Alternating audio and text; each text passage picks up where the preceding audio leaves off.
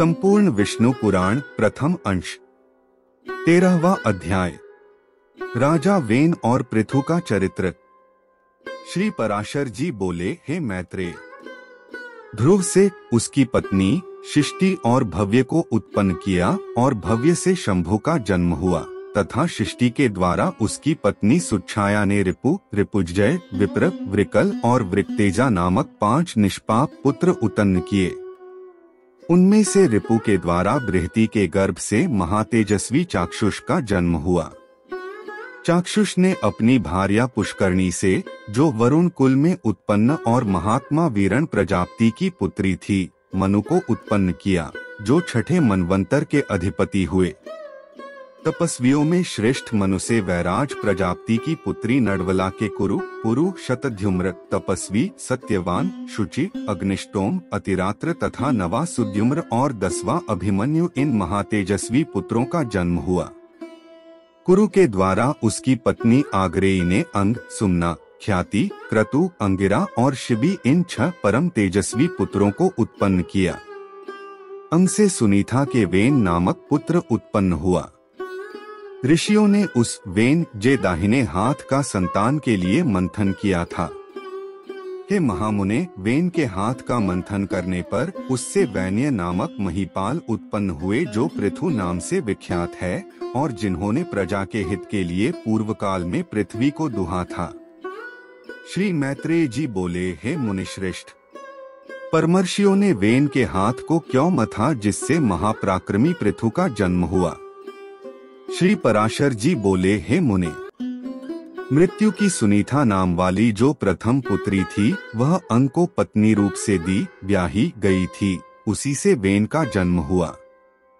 हे मैत्रेय, वह मृत्यु की कन्या का पुत्र अपने मातामह नाना के दोष से स्वभाव से ही दुष्ट प्रकृति हुआ।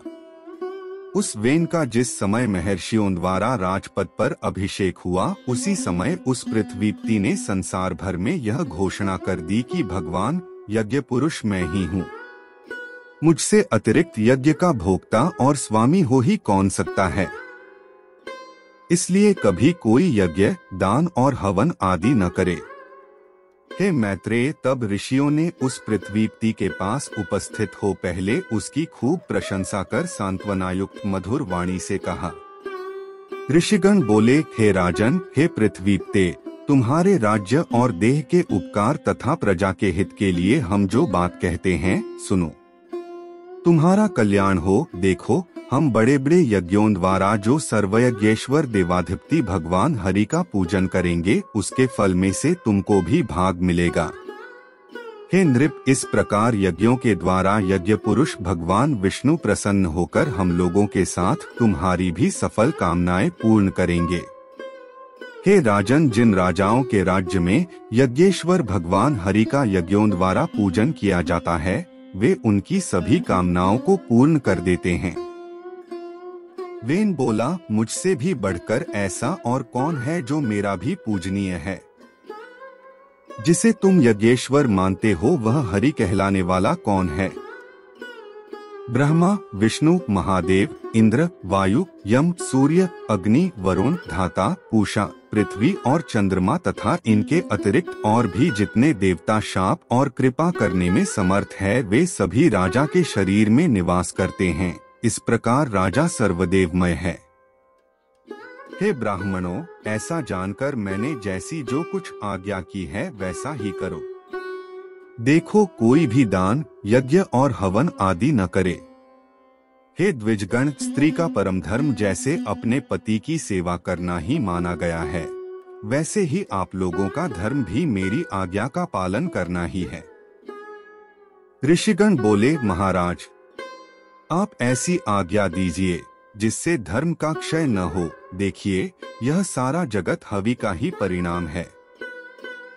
श्री पराशर जी बोले, महर्षियों के इस प्रकार बारंबार समझाने और कहने सुनने पर भी जब वेन ने ऐसी आज्ञा नहीं दी, तो वे अत्यंत क्रुद्ध और अमर्षयुक्त होकर आपस में कहने लगे, इस पापी को मारो मारो।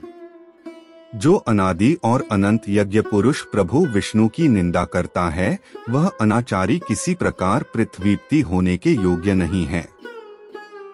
ऐसा कह मुनिगणों ने भगवान की निंदा आदि करने के कारण पहले ही मरे हुए उस राजा को मंत्र से पवित्र किए हुए कुशाओं से मार डाला। हे द्विज, तदंतर उन मुनीश्वरों ने सब और बड़ी धूली उठती देखी। उसे देखकर उन्होंने अपने निकटवर्ती लोगों से पूछा, यह क्या है?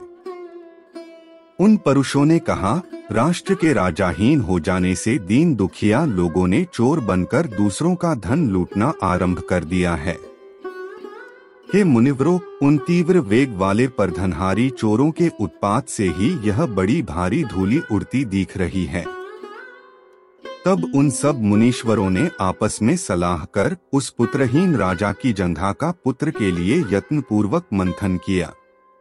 उसकी जंघा के मथने पर उससे एक पुरुष उत्पन्न हुआ जो जले ठूंठ के समान काला, अत्यंत नाटा और छोटे मुख वाला था। उसने अति आतुर होकर उन सब ब्राह्मणों से कहा, मैं क्या करूं? उन्होंने कहा, निषीद बैठ। अत वह निषाद कहलाया। इसलिए हे मुनिशार्दुल, उससे उत्पन्न हुए लोग विंध्याचल निवासी पाप परायण निषाद गण हुए। उस निषाद रूप द्वार से राजा वेन का संपूर्ण पाप निकल गया। अत निषादगण वेन के पापों का नाश करने वाले हुए। फिर उन ब्राह्मणों ने उसके दाएं हाथ का मंथन किया। उसका मंथन करने से परम प्रतापी वेनसुवन पृथु प्रकट हुए, जो अपने शरीर से प्रज्वलित अग्नि के समान देदीप्यमान थे। इसी समय आजगव नामक आद्य सर्वप्रथम शिवधनुष और दिव्य वाण तथा कवच आकाश से गिरे। उनके उत्पन्न होने से सभी जीवों को अति आनंद हुआ और केवल सत्पुत्र के ही जन्म लेने से वेन भी स्वर्गलोक को चला गया। इस प्रकार महात्मा पुत्र के कारण ही उसकी पुम अर्थात नरक से रक्षा हुई। महाराज पृथु के अभिषेक के लिए सभी समुद्र और नदियां सब प्रकार के रत्न और जल लेकर उपस्थित हुए। उस समय आंगिरस देवगणों के सहित पितामह ब्रह्मा जी ने और समस्त स्थावर जंगम प्राणियों ने वहां आकर महाराज वेन पुत्र का राज्याभिषेक किया। उनके दाहिने हाथ में चक्र का चिन्ह देखकर उन्हें विष्णु का अंश जान पितामह ब्रह्मा जी को परम आनंद हुआ। यह श्री विष्णु भगवान के चक्र का चिन्ह सभी चक्रवर्ती राजाओं के हाथ में हुआ करता है। उनका प्रभाव कभी देवताओं से भी कुंठित नहीं होता। इस प्रकार महातेजस्वी और परम प्रतापी वेनपुत्र धर्मकुशल महानुभावों द्वारा विधिपूर्वक अति महान राजराजेश्वर पद पर अभिषिक्त हुए। जिस प्रजा को पिता ने अप्रसन्न किया था, उसी को उन्होंने अनुरंजित प्रसन्न किया, इसलिए अनुरंजन करने से उनका नाम राजा हुआ। जब वे समुद्र में चलते थे तो जल बहने से रुक जाता था, पर्वत उन्हें मार्ग देते थे और उनकी ध्वजा कभी भंग नहीं हुई। पृथ्वी बिना जोते बोए धान्य पकाने वाली थी, केवल चिंतन मात्र से ही अन्न सिद्ध हो जाता था। गौएं कामधेनु रूपा थीं और पत्ते पत्ते में मधु भरा रहता था। राजा पृथु ने उत्पन्न होते ही पैतामह यज्ञ किया। उससे सोमाभिषेक के दिन सूती सोमाभिश्व भूमि से महामती सूत की उत्पत्ति हुई। उसी महायज्ञ में बुद्धिमान मागध का भी जन्म हुआ। तब मुनिवरों ने उन दोनों सूत और मागधों से कहा, तुम इन प्रतापवान वेनपुत्र महाराज पृथु की स्तुति करो, तुम्हारे योग्य यही कार्य है और राजा भी स्तुति के ही योग्य है। तब उन्होंने हाथ जोड़कर सब ब्राह्मणों से कहा, ये महाराज तो आज ही उत्पन्न हुए हैं, हम इनके कोई कर्म तो जानते ही नहीं हैं। अभी इनके न तो कोई गुण प्रकट हुए हैं और न यश ही विख्यात हुआ है, फिर कहिए हम किस आधार पर इनकी स्तुति करें। ऋषिगण बोले, ये महाबली चक्रवर्ती महाराज भविष्य में जो कर्म करेंगे और इनके जो भावी गुण होंगे, उन्हीं से तुम इनका स्तवन करो। श्री पराशर जी बोले, यह सुनकर राजा को भी परम संतोष हुआ। उन्होंने सोचा, मनुष्य सद्गुणों के कारण ही प्रशंसा का पात्र होता है, अत मुझको भी गुण उपार्जन करने चाहिए। इसलिए अब स्तुति के द्वारा ये जिन गुणों का वर्णन करेंगे, मैं भी सावधानता पूर्वक वैसा ही करूंगा। यदि यहाँ पर वे कुछ त्याज्य अवगुणों को भी कहेंगे तो मैं उन्हें त्यागूंगा। इस प्रकार राजा ने अपने चित्त में निश्चय किया। तदंतर उन सूत और मागध दोनों ने परम बुद्धिमान वेननंदन महाराज पृथु का उनके भावी कर्मों के आश्रय से स्वर सहित भली प्रकार स्तवन किया। ये महाराज सत्यवादी, दानशील, सत्य मर्यादा वाले, लज्जाशील, सुहृद, क्षमाशील, पराक्रमी और दुष्टों का दमन करने वाले हैं। ये धर्मज्ञ, कृतज्ञ, दयावान, प्रियभाषी, माननीयों को मान देने वाले, यज्ञपरायण, ब्राह्मण्य, साधु समाज में सम्मानित और शत्रु तथा मित्र के साथ समान व्यवहार करने वाले हैं। इस प्रकार सूत और मागध के कहे हुए गुणों को उन्होंने अपने चित्त में धारण किया और उसी प्रकार के कार्य किए। तब उन पृथ्वीपति ने पृथ्वी का पालन करते हुए बड़ी बड़ी दक्षिणाओं वाले महान यज्ञ किए। अराजकता के समय औषधियों के नष्ट हो जाने से भूख से व्याकुल हुई प्रजा पृथ्वीनाथ पृथु के पास आई और उनके पूछने पर प्रणाम करके उनसे अपने आने का कारण निवेदन किया। प्रजा ने कहा, हे प्रजापति नृपश्रेष्ठ, अराजकता के समय पृथ्वी ने समस्त औषधियां अपने में लीन कर ली है, अत आपकी संपूर्ण प्रजा क्षीण हो रही है। विधाता ने आपको हमारा जीवनदायक प्रजापति बनाया है, अत क्षुधारूप महारोग से पीड़ित हम प्रजाजनों को आप जीवन रूप औषधि दीजिए। श्री पराशर जी बोले। यह सुनकर महाराज पृथु अपना आजगव नामक दिव्य धनुष और दिव्य बाण लेकर अत्यंत क्रोधपूर्वक पृथ्वी के पीछे दौड़े। तब भय से अत्यंत व्याकुल हुई पृथ्वी गौ का रूप धारण कर भागी और ब्रह्मलोक आदि सभी लोकों में गई। समस्त भूतों को धारण करने वाली पृथ्वी जहां जहां भी गई वही उसने वेनपुत्र पृथु को शस्त्र संधान किए अपने पीछे आते देखा। तब इन प्रबल पराक्रमी महाराज पृथु से उनके वाण प्रहार से बचने की कामना से कांपती हुई पृथ्वी इस प्रकार बोली। पृथ्वी ने कहा, हे राजेंद्र, क्या आपको स्त्रीवध का महापाप नहीं दीख पड़ता जो मुझे मारने पर आप ऐसे उतारू हो रहे हैं? पृथु बोले, वहाँ एक अनर्थकारी को मार देने से बहुतों को सुख प्राप्त हो, उसे मार देना ही पुण्यप्रद है। पृथ्वी बोली, हे नृपश्रेष्ठ, यदि आप प्रजा के हित के लिए ही मुझे मारना चाहते हैं तो आपकी प्रजा का आधार क्या होगा? पृथु ने कहा, अरि वसुधे, अपनी आज्ञा का उल्लंघन करने वाली तुझे मारकर मैं अपने योग बल से ही इस प्रजा को धारण करूंगा। श्री पराशर जी बोले। तब अत्यंत भयभीत एवं कांपती हुई पृथ्वी ने उन पृथ्वीपति को पुनः प्रणाम करके कहा।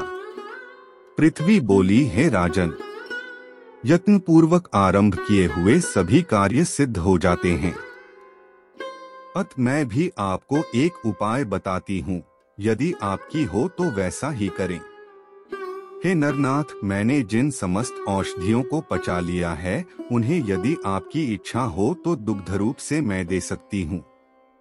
अत हे धर्मात्माओं में श्रेष्ठ महाराज, आप प्रजा के हित के लिए कोई ऐसा वत्स बछड़ा बनाइए जिससे वात्सल्यवश मैं उन्हें दुग्ध रूप से निकाल सकूं, और मुझको आप सर्वत्र समतल कर दीजिए जिससे मैं उत्तमोत्तम औषधियों के बीज रूप दुग्ध को सर्वत्र उत्पन्न कर सकूं। श्री पराशर जी बोले। तब महाराज पृथु ने अपने धनुष की कोटि से सैकड़ों हजारों पर्वतों को उखाड़ा और उन्हें एक स्थान पर इकट्ठा कर दिया। इससे पूर्व पृथ्वी के समतल न होने से पूर्व और ग्राम आदि का कोई नियमित विभाग नहीं था। हे मैत्रेय, उस समय अन्न, गोरक्षा, कृषि और व्यापार का भी कोई क्रम न था। यह सब तो वेनपुत्र पृथु के समय से ही आरंभ हुआ है। हे द्विजोत्तम, जहाँ जहाँ भूमि समतल थी वहीं पर प्रजा ने निवास करना पसंद किया। उस समय तक प्रजा का आहार केवल फल मूलादि ही था, यह भी औषधियों के नष्ट हो जाने से बड़ा दुर्लभ हो गया था। तब पृथ्वीपति पृथु ने स्वयंभुवमनु को बछड़ा बनाकर अपने हाथ में ही पृथ्वी से प्रजा के हित के लिए समस्त धान्यों को दुहा। हे तात, उसी अन्न के आधार से अब भी सदा प्रजा जीवित रहती है। महाराज पृथु प्राणदान करने के कारण भूमि के पिता हुए, जन्म देने वाला, यज्ञोपवीत कराने वाला, अन्नदाता, भय से रक्षा करने वाला तथा जो विद्यादान करे, ये पांचों पिता माने गए हैं। इसलिए उस सर्वभूत धारिणी को पृथ्वी नाम मिला। हे मुने, फिर देवता, मुनि, दैत्य, राक्षस, पर्वत, गंधर्व, सर्प, यक्ष और पितृगण आदि ने अपने अपने पात्रों में अपना अभिमत दूध दुहा तथा दुहाने वालों के अनुसार उनके सजातीय ही दोग्धा और वत्स आदि हुए। इसीलिए विष्णु भगवान के चरणों से प्रकट हुई यह पृथ्वी ही सबको जन्म देने वाली, बनाने वाली तथा धारण और पोषण करने वाली है। इस प्रकार पूर्व काल में वेन के पुत्र महाराज पृथु ऐसे प्रभावशाली और वीर्यवान हुए। प्रजा का रंजन करने के कारण वे राजा कहलाए। जो मनुष्य महाराज पृथु के इस चरित्र का कीर्तन करता है, उसका कोई भी दुष्कर्म फलदायी नहीं होता। पृथु का यह अत्युत्तम जन्म वृतांत और उनका प्रभाव अपने सुनने वाले पुरुषों के दुख स्वप्नों को सर्वदा शांत कर देता है। संपूर्ण विष्णु पुराण प्रथम अंश 14वां अध्याय। प्राचीन बरही का जन्म और प्रचेताओं का भगवदाराधन। श्री पराशर जी बोले, हे मैत्रेय, पृथु के अंतर्धान और वादी नामक दो धर्मज्ञ पुत्र हुए। उनमें से अंतर्धान से उसकी पत्नी शिखंडिनी ने हविर्धान को उत्पन्न किया। हविर्धान से अग्निकुलीना धिषणा ने प्राचीन बरही, शुक्र, गय, कृष्ण, वृज और अजिन ये 6 पुत्र उत्पन्न किए। हे महाभाग, हविर्धान से उत्पन्न हुए भगवान प्राचीन बरही एक महान प्रजापति थे, जिन्होंने यज्ञ के द्वारा अपनी प्रजा की बहुत वृद्धि की। हे मुने, उनके समय में यज्ञानुष्ठान की अधिकता के कारण प्राचीनाग्र कुश समस्त पृथ्वी में फैले हुए थे, इसलिए वे महाबली प्राचीन बरही नाम से विख्यात हुए। हे महामते, उन महीपति ने महान तपस्या के अनंतर समुद्र को पुत्री सवर्णा से विवाह किया। उस समुद्र कन्या सवर्णा के प्राचीन बरही से 10 पुत्र हुए। वे प्रचेता नामक सभी पुत्र धनुर्विद्या के पारगामी थे।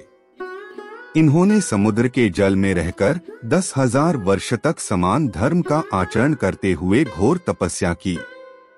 श्री मैत्रेय जी बोले, हे महामुने, उन महात्मा प्रचेताओं ने जिस लिए समुद्र के जल में तपस्या की थी सो आप कहिए।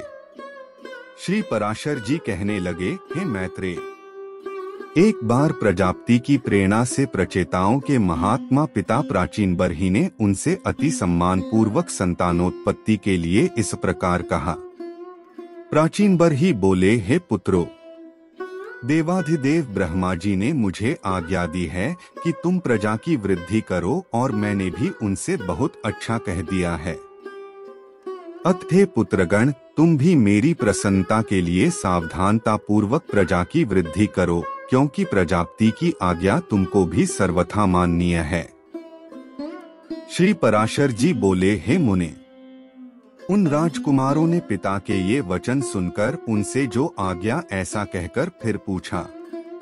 प्रचेता बोले, हे तात, जिस कर्म से हम प्रजावृद्धि में समर्थ हो सकें, उसकी आप हमसे भली प्रकार व्याख्या कीजिए। पिता ने कहा, वरदायक भगवान विष्णु की आराधना करने से ही मनुष्य को निसंदेह इष्ट वस्तु की प्राप्ति होती है और किसी उपाय से नहीं। इसके सिवा और मैं तुमसे क्या कहूँ। इसलिए यदि तुम सफलता चाहते हो तो प्रजावृद्धि के लिए सर्वभूतों के स्वामी श्रीहरि गोविंद की उपासना करो। धर्म, अर्थ, काम या मोक्ष की इच्छा वालों को सदा अनादि पुरुषोत्तम भगवान विष्णु की ही आराधना करनी चाहिए। कल्प के आरंभ में जिनकी उपासना करके प्रजापति के संसार की रचना की है, तुम उन अच्युत की ही आराधना करो, इससे तुम्हारी संतान की वृद्धि होगी। श्री पराशर जी बोले, पिता की ऐसी आज्ञा होने पर प्रचेता नामक 10 पुत्रों ने समुद्र के जल में डूबे रहकर सावधानता पूर्वक तप करना आरंभ कर दिया।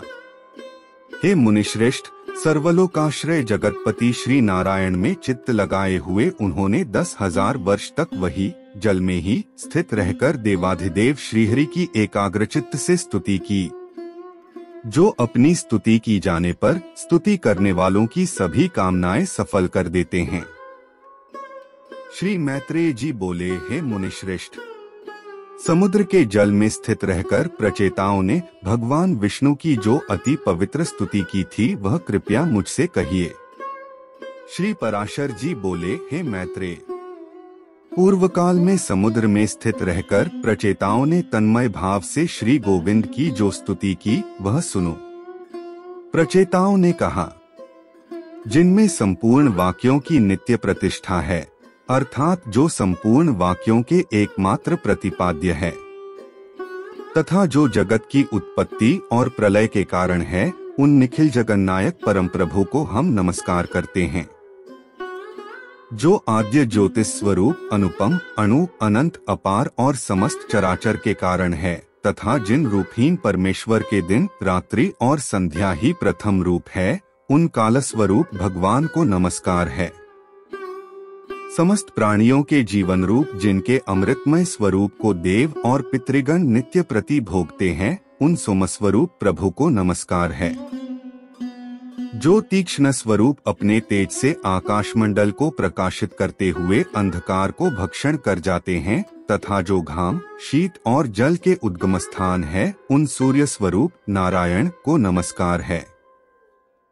जो कठिनता युक्त होकर इस संपूर्ण संसार को धारण करते हैं और शब्द आदि पांचों विषयों के आधार तथा व्यापक है, उन भूमिरूप भगवान को नमस्कार है।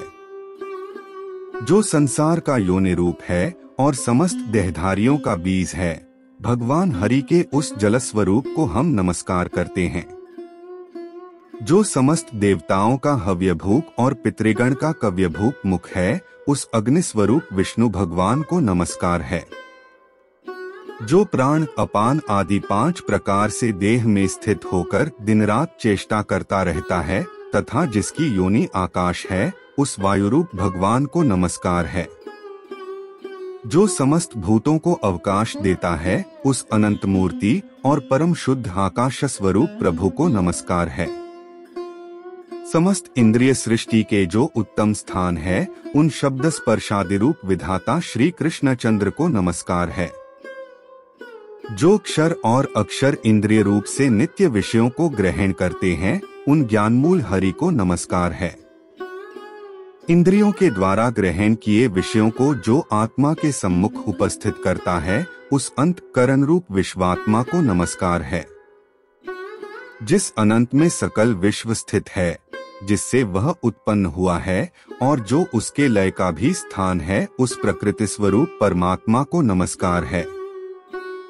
जो शुद्ध और निर्गुण होकर भी भ्रमवश गुणयुक्त से दिखाई देते हैं, जो अविकारी अजन्मा शुद्ध निर्गुण निर्मल और श्री विष्णु का परम पद है, उस ब्रह्म स्वरूप को हम नमस्कार करते हैं। जो न लंबा है, न पतला है, न मोटा है, न छोटा है और न काला है, न लाल है, जो स्नेह द्रव कांति तथा शरीर से रहित एवं अनासक्त और अशरीरी जीव से भिन्न है।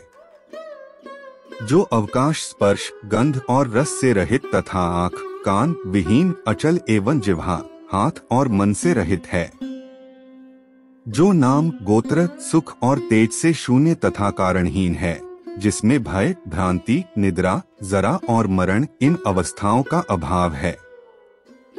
जो अरज रजोगुण रहित अशब्द अमृत अपलुत गतिशून्य और असंवृत अनाच्छादित है, एवं जिसमें पूर्वापर व्यवहार की गति नहीं है, वही भगवान विष्णु का परम पद है। जिसका ईशन शासन ही परम गुण है, जो सर्वरूप और अनाधार है तथा जिह्वा और दृष्टि का अविषय है, भगवान विष्णु के उस परम पद को हम नमस्कार करते हैं। श्री पराशर जी बोले, इस प्रकार श्री विष्णु भगवान में समाधिस्थ होकर प्रचेताओं ने महासागर में रहकर उनकी स्तुति करते हुए 10,000 वर्ष तक तपस्या की। तब भगवान श्रीहरि ने प्रसन्न होकर उन्हें खिले हुए नील कमल की सी आभायुक्त दिव्य छवि से जल के भीतर ही दर्शन दिया। प्रचेताओं ने पक्षीराज गरुड़ पर चढ़े हुए श्रीहरि को देखकर उन्हें भक्तिभाव के भार से झुके हुए मस्तकों द्वारा प्रणाम किया। तब भगवान ने उससे कहा, मैं तुमसे प्रसन्न होकर तुम्हें वर देने के लिए आया हूँ, तुम अपना अभीष्ट वर मांगो। तब प्रचेताओं ने वरदायक श्रीहरि को प्रणाम कर जिस प्रकार उनके पिता ने उन्हें प्रजावृद्धि के लिए आज्ञा दी थी वह सब उनसे निवेदन की। तदंतर भगवान उन्हें अभीष्ट वर देकर अंतर्धान हो गए और वे जल से बाहर निकल आए। संपूर्ण विष्णु पुराण प्रथम अंश 15वां अध्याय। प्रचेताओं का मारिशा नामक कन्या के साथ विवाह, दक्ष प्रजापति की उत्पत्ति एवं दक्ष की 8 कन्याओं के वंश का वर्णन। श्री पराशर जी बोले, प्रचेताओं के तपस्या में लगे रहने से कृषि आदि द्वारा किसी प्रकार की रक्षा न होने के कारण पृथ्वी को वृक्षों ने ढक लिया और प्रजा बहुत कुछ नष्ट हो गई। आकाश वृक्षों से भर गया था। जल से निकलने पर उन वृक्षों को देखकर प्रचेतागण अति क्रोधित हुए और उन्होंने रोषपूर्वक अपने मुख से वायु और अग्नि को छोड़ा। वायु ने वृक्षों को उखाड़ उखाड़ कर सुखा दिया और प्रचंड अग्नि ने उन्हें जला डाला। इस प्रकार उस समय वहां वृक्षों का नाश होने लगा। तब वह भयंकर वृक्ष प्रलय देखकर थोड़े से वृक्षों के रह जाने पर उनके राजा सोम ने प्रजापति प्रचेताओं के पास जाकर कहा, हे नृपतिगण, आप क्रोध शांत कीजिए और मैं जो कुछ कहता हूँ सुनिए। मैं वृक्षों के साथ आप लोगों की संधि करा दूंगा। वृक्षों से उत्पन्न हुई सुंदर वनवाली रत्न स्वरूपा कन्या का मैंने पहले से ही भविष्य को जानकर अपनी अमृतमयी किरणों से पालन पोषण किया है। वृक्षों की यह कन्या मारिशा नाम से प्रसिद्ध है। वह महाभागा इसलिए ही उत्पन्न की गई है कि निश्चय ही तुम्हारे वंश को बढ़ाने वाली तुम्हारी भार्या हो। मेरे और तुम्हारे आधे आधे तेज से इसके परम विद्वान दक्ष नामक प्रजापति उत्पन्न होगा। वह तुम्हारे तेज के सहित मेरे अंश से युक्त होकर अपने तेज के कारण अग्नि के समान होगा और प्रजा की खूब वृद्धि करेगा। पूर्व काल में वेदवेत्ताओं में श्रेष्ठ एक कंडू नामक मुनीश्वर थे। उन्होंने गोमती नदी के परम रमणीक तट पर घोर तप किया। तब इंद्र ने उन्हें तपोभ्रष्ट करने के लिए प्रमलोचा नाम की उत्तम अप्सरा को नियुक्त किया। उस मजुहासिनों ने उन ऋषि श्रेष्ठ को विचलित कर दिया। उसके द्वारा क्षुब्ध होकर वे 100 से भी अधिक वर्ष तक विषयासक्त चित्त से मंदराचल की कंदारा में रहे। तब हे महाभाग, एक दिन उस अप्सरा ने कंडू ऋषि से कहा, हे ब्राह्मण, अब मैं स्वर्गलोक को जाना चाहती हूँ, आप प्रसन्नता पूर्वक मुझे आज्ञा दीजिए। उसके ऐसा कहने पर उसमें आसक्त चित्त हुए मुनि ने कहा, भद्रे, अभी कुछ दिन और रहो। उनके ऐसा कहने पर उस सुंदरी ने महात्मा कंडू ने साथ अगले 100 वर्ष तक और रहकर नाना प्रकार के भोग भोगे।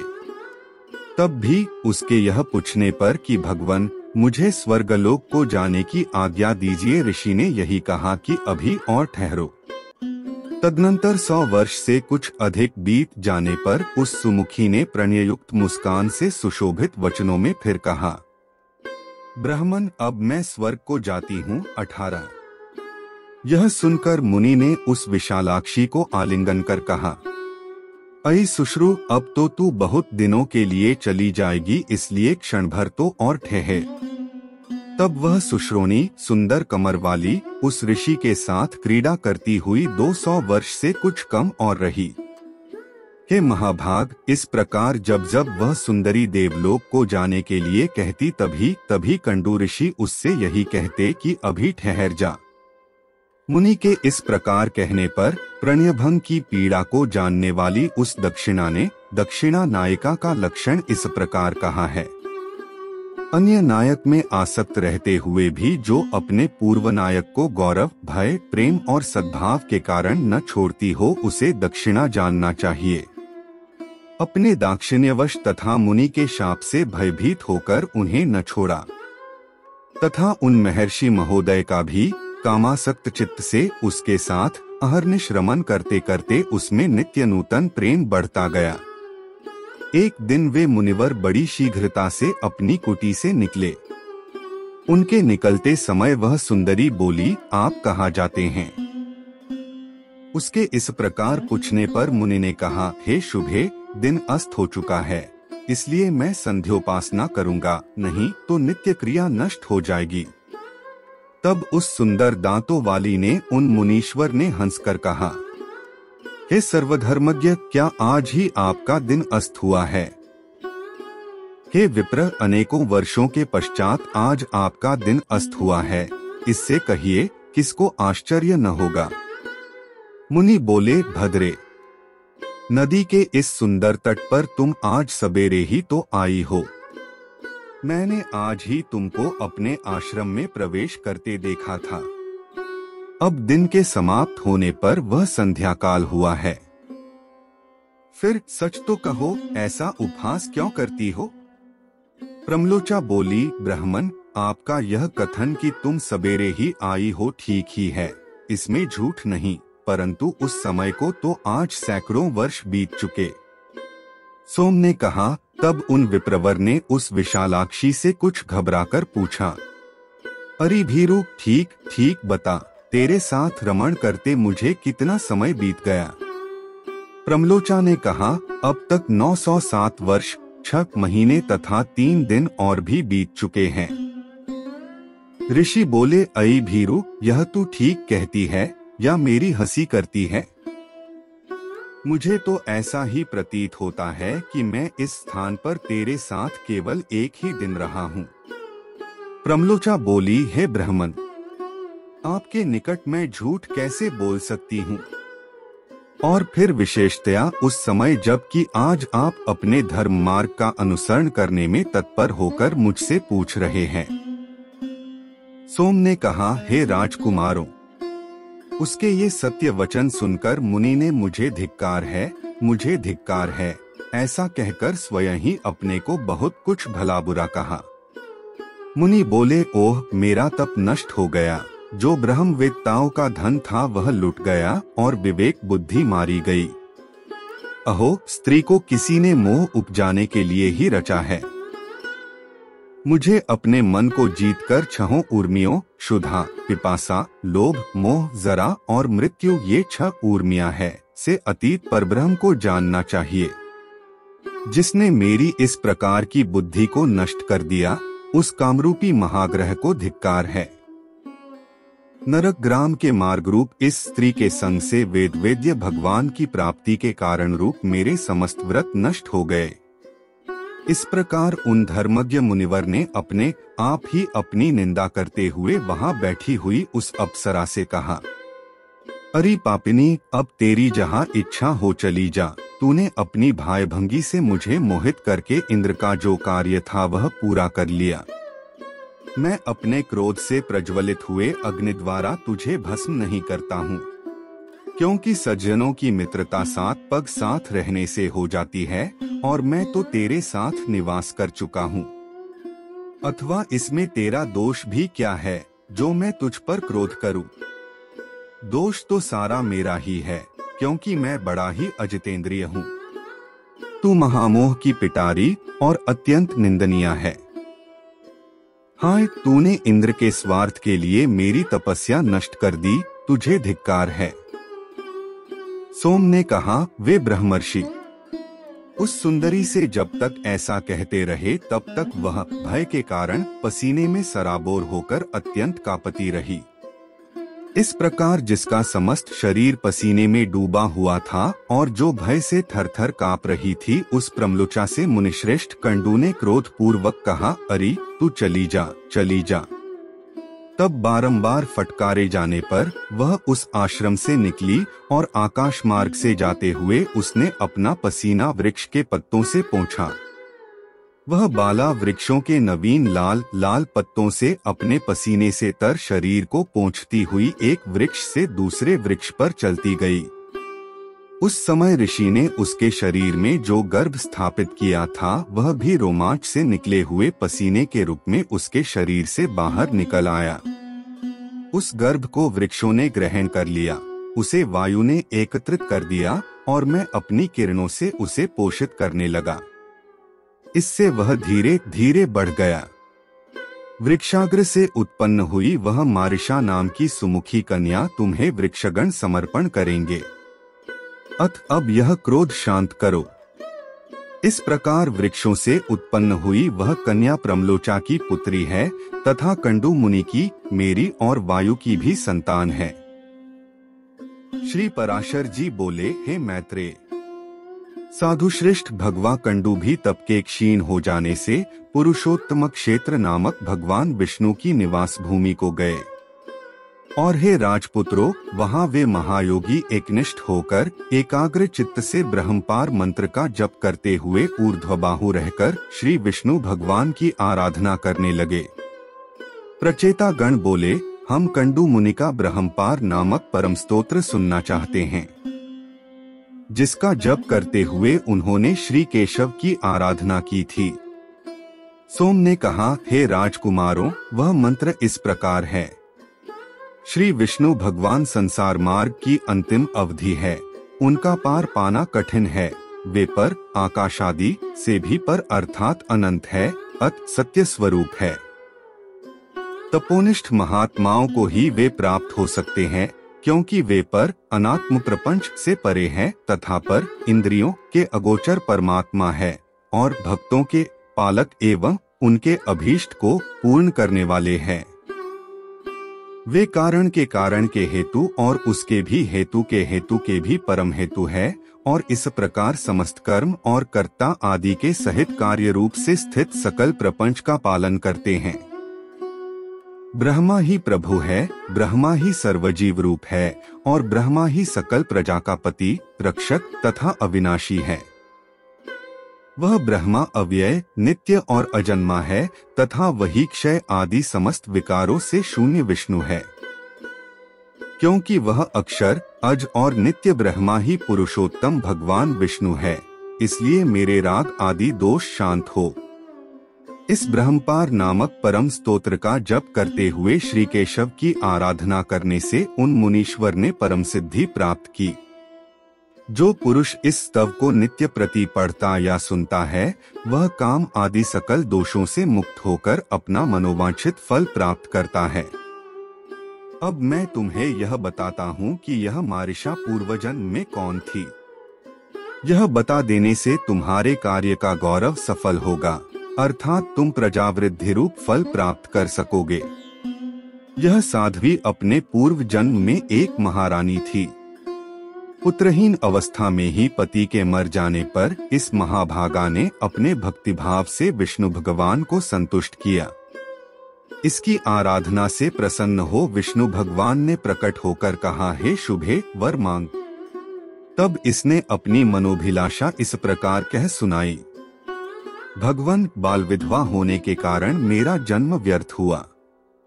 हे जगतपते, मैं ऐसी अभागिनी हूँ कि फलहीन पुत्रहीन ही उत्पन्न हुई। आपकी कृपा से जन्म जन्मों मेरे बड़े प्रशंसनीय पति हो और प्रजापति ब्रह्मा जी के समान पुत्र हो।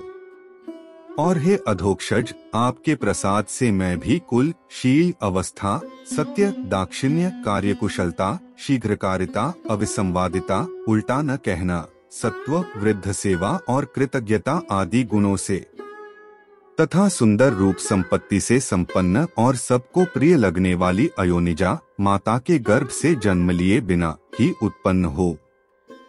सोम बोले, उसके ऐसा कहने पर वरदायक परमेश्वर देवाधिदेव श्री ऋषिकेश ने प्रणाम के लिए झुकी हुई उस बाला को उठाकर कहा। भगवान बोले, तेरे एक ही जन्म में बड़े पराक्रमी और विख्यात कर्मवीर 10 पति होंगे। और हे शोभने, उसी समय तुझे प्रजापति के समान एक महावीर्यवान एवं अत्यंत बल विक्रमयुक्त पुत्र भी प्राप्त होगा। वह इस संसार में कितने ही वंशों को चलाने वाला होगा और उसकी संतान संपूर्ण त्रिलोकी में फैल जाएगी। तथा तू भी मेरी कृपा से उदार रूप, गुण संपन्ना, सुशीला और मनुष्यों के चित्त को प्रसन्न करने वाली अयोनिजा ही उत्पन्न होगी। हे राजपुत्रों, उस विशालाक्षी से ऐसा कह भगवान अंतर्धान हो गए और वही यह मारिशा के रूप से उत्पन्न हुई तुम्हारी पत्नी है।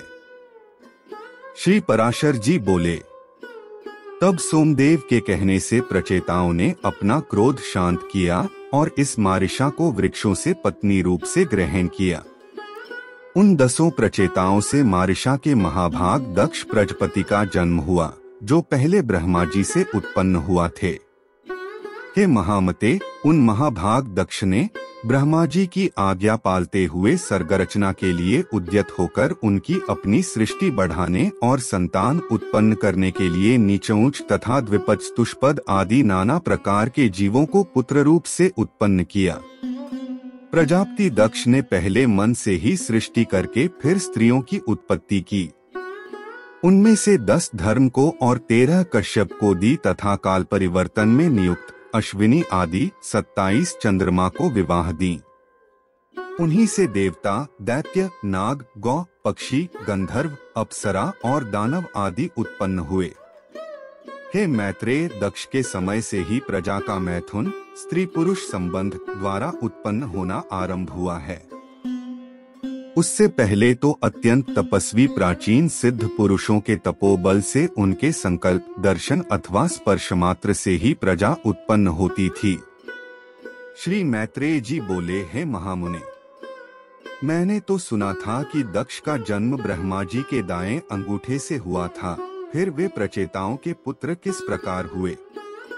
हे ब्राह्मण, मेरे हृदय में यह बड़ा संदेह है कि सोमदेव के दौहित्र देवते होकर भी फिर वे उनके श्वसुर हुए। श्री पराशर जी बोले, हे मैत्रेय, प्राणियों के उत्पत्ति और नाश प्रवाह रूप से निरंतर हुआ करते हैं। इस विषय में ऋषियों तथा अन्य दिव्य दृष्टि पुरुषों को कोई मोह नहीं होता। हे मुनिश्रेष्ठ, ये दक्षादि युग युग में होते हैं और फिर लीन हो जाते हैं, इसमें विद्वान को किसी प्रकार का संदेह नहीं होता। हे द्विजोत्तम, इनमें पहले किसी प्रकार की ज्येष्ठता अथवा कनिष्ठता भी नहीं थी। उस समय तप और प्रभाव ही उनकी ज्येष्ठता का कारण होता था। श्री मैत्रेय जी बोले, हे ब्राह्मण, आप मुझसे देव, दानव, गंधर्व, सर्प और राक्षसों की उत्पत्ति विस्तार पूर्वक कहिए। श्री पराशर जी बोले, हे महामुने, स्वयंभू भगवान ब्रह्मा जी की ऐसी आज्ञा होने पर कि तुम प्रजा उत्पन्न करो, दक्ष ने पूर्व काल में जिस प्रकार प्राणियों की रचना की थी वह सुनो। उस समय पहले तो दक्ष ने ऋषि, गंधर्व, असुर और सर्प आदि मानसिक प्राणियों को ही उत्पन्न किया। इस प्रकार रचना करते हुए जब उनकी वह प्रजा और न बढ़ी तो उन प्रजापति ने सृष्टि की वृद्धि के लिए मन में विचार कर मैथुन धर्म से नाना प्रकार की प्रजा उत्पन्न करने की इच्छा से वीरण प्रजापति की अति तपस्विनी और लोकधारिणी पुत्री असिक्री से विवाह किया। तदंतर वीर्यवान प्रजापति दक्ष ने सर्प की वृद्धि के लिए वीरणसुता असिक्री से 5 सहस्त्र पुत्र उत्पन्न किए। उन्हें प्रजावृद्धि के इच्छुक देख प्रियवादी देवर्षि नारद ने उनके निकट जाकर इस प्रकार कहा, हे महापराक्रमी हर्यश्वगण, आप लोगों की ऐसी चेष्टा प्रतीत होती है कि आप प्रजा उत्पन्न करेंगे, सो मेरा यह कथन सुनो। खेद की बात है, तुम लोग अभी निरे अनभिज्ञ हो, क्योंकि तुम इस पृथ्वी का मध्य, ऊर्ध्व, ऊपरी भाग और अध नीचे के भाग कुछ भी नहीं जानते। फिर प्रजा की रचना किस प्रकार करोगे? देखो, तुम्हारी गति इस ब्रह्मांड में ऊपर, नीचे और इधर उधर सब ओर अप्रतिहत है। अतः अज्ञानियों, तुम सब मिलकर इस पृथ्वी का अंत क्यों नहीं देखते? नारद जी के ये वचन सुनकर वे सब भिन्न भिन्न दिशाओं को चले गए और समुद्र में जाकर जिस प्रकार नदियां नहीं लौटती, उसी प्रकार वे भी आज तक नहीं लौटे। हर्यश्वों के इस प्रकार चले जाने पर प्रचेताओं के पुत्र दक्ष ने वैरुणी से 1 सहस्त्र पुत्र और उत्पन्न किए। वे शबलाश्वगण भी प्रजा बढ़ाने के इच्छुक हुए, किंतु हे ब्राह्मण, उनसे नारद जी ने ही फिर पूर्वोक्त बातें कह दी। तब वे सब आपस में एक दूसरे से कहने लगे, महामुनि नारद जी ठीक कहते हैं, हमको भी इससे संदेह नहीं। अपने भाइयों के मार्ग का ही अवलंबन करना चाहिए। हम भी पृथ्वी का परिणाम जानकर ही सृष्टि करेंगे। इस प्रकार वे भी उसी मार्ग से समस्त दिशाओं को चले गए और समुद्रगत नदियों के समान आज तक नहीं लौटे। हे द्विज, तब से ही यदि भाई को खोजने के लिए भाई ही जाए तो वह नष्ट हो जाता है। विंश पुरुष को ऐसा न करना चाहिए। महाभाग दक्ष प्रजापति ने उन पुत्रों को भी गए जान नारद जी पर बड़ा क्रोध किया और उन्हें शाप दे दिया। हे मैत्रेय, हमने सुना है कि फिर उस विद्वान प्रजापति ने सर्गवृद्धि की इच्छा से वैरुणी में 7 कन्याएं उत्पन्न की। उनमें से उन्होंने 10 धर्म को, 13 कश्यप को, 27 सोम चंद्रमा को और 4 अरिष्टनेमि को दी तथा 2 बहुपुत्र, 2 अंगिरा और 2 कृशाश्व को विवाही। अब उनके नाम सुनो। अरुंधति, वसु, यामी, लंबा, भानु, मरुत्वती, संकल्पा, मुहूर्ता, साध्या और विश्वा ये 10 धर्म की पत्नियां थीं। अब तुम इनके पुत्रों का विवरण सुनो। विश्वा के पुत्र विश्वेदेवा थे, साध्या से साध्यगण हुए, मरुत्वती से मरुत्वान और वसु से वसुगण हुए तथा भानु से भानु और मुहूर्ता से मुहूर्ताभिमानी देवगण हुए। लंबा से घोष, यामी से नागवी थी और अरुंधति से समस्त पृथ्वी विषयक प्राणी हुए तथा संकल्पा से सर्वात्मक संकल्प की उत्पत्ति हुई। नाना प्रकार का वसु, तेज अथवा धन की जिनका प्राण है, ऐसे ज्योति आदि जो 8 वसुगण विख्यात है। अब मैं उनके वंश का विस्तार बताता हूँ। उनके नाम आप ध्रुव, सोम, धर्म, अनिल, वायु, अनल, अग्नि, प्रत्युष और प्रभास कहे जाते हैं। आपके पुत्र वैतंड, श्रम, शांत और ध्वनि हुए तथा ध्रुव के पुत्र लोक संहारक भगवान काल हुए। भगवान वर्चा सोम के पुत्र थे, जिनसे पुरुष वर्चस्वी तेजस्वी हो जाता है। और धर्म के उनकी भार्या मनोहर से द्रविण, हट एवं हव्यवह तथा शिशिर, प्राण और वरुण नामक पुत्र हुए। अनिल की पत्नी शिवा थी, उससे अनिल के मनोजव और अविज्ञात गति ये 2 पुत्र हुए। अग्नि के पुत्र कुमार शरस्तंभ, सरकंडे से उत्पन्न हुए थे। ये कृत्तिकाओं के पुत्र होने कार्तिकेय कहलाए।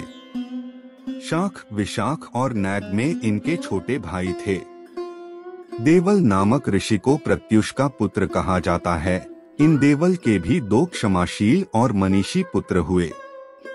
बृहस्पति जी की बहन वरस्त्री, जो ब्रह्मचारिणी और सिद्ध योगिनी थी तथा अनासक्त भाव से समस्त भूमंडल में विचरती थी, 8वें वसु प्रभास की भार्या हुई। उससे सहस्त्रों शिल्पों, कारीगरियों के कर्ता और देवताओं के शिल्पी महाभाग प्रजापति विश्वकर्मा का जन्म हुआ, जो समस्त शिल्पकारों में श्रेष्ठ और सब प्रकार के आभूषण बनाने वाले हुए तथा जिन्होंने देवताओं के संपूर्ण विमानों की रचना की और जिन महात्मा की आविष्कृता शिल्प विद्या के आश्रय से बहुत से मनुष्य जीवन निर्वाह करते हैं। उन विश्वकर्मा के 4 पुत्र थे, उनके नाम सुनो। वे अजैकपाद, अहिर्बुधन्य, त्वष्टा और परम पुरुषार्थी रुद्र थे। उनमें से त्वष्टा के पुत्र महातपस्वी विश्वरूप थे। हे महामुने, हर, बहुरूप, त्र्यंबक, अपराजित, वृषाक्पी, शंभु, कपर्दी, रैवत, मृगव्याध, शर्व और कपाली ये त्रिलोकी के अधीश्वर 11 रुद्र कहे गए हैं। ऐसे सैकड़ों महातेजस्वी एकादश रुद्र प्रसिद्ध है। जो दक्ष कन्याएं कश्यप जी की स्त्रियां हुई, उनके नाम सुनो। वे अदिति, दिति, दनु, अरिष्टा, सुरसा, स्त्रसा, सुरभि, विंता, ताम्रा, क्रोधवशा, इरा, कद्रु और मुनि थी। हे धर्मज्ञ, अब तुम उनकी संतान का विवरण श्रवण करो। पूर्व चाक्षुष मनवंतर में तुषित नामक 12 श्रेष्ठ देवगण थे। वे यशस्वी सुरश्रेष्ठ चाक्षुष मनवंतर के पश्चात वैवस्वत मनवंतर के उपस्थित होने पर एक दूसरे के पास जाकर मिले और परस्पर कहने लगे, हे देवगण, आओ हम लोग शीघ्र ही अदिति के गर्भ से प्रवेश कर इस वैवस्वत मनवंतर में जन्म लें, इसी में हमारा हित है। इस प्रकार चाक्षुष मनवंतर में निश्चय कर उन सबने मरीचिपुत्र कश्यप जी के यहाँ दक्ष कन्या अदिति के गर्भ से जन्म लिया। वे अति तेजस्वी उससे उत्पन्न होकर विष्णु, इंद्र, अर्यमा, धाता, त्वष्टा, पूषा, विवस्वान, सविता, मैत्र, वरुण, अंशु और भग नामक 12 आदित्य कहलाए। इस प्रकार पहले चाक्षुष मनवंतर में जो तुषित नामक देवगण थे, वे ही वैवस्वत मनवंतर में 12 आदित्य हुए।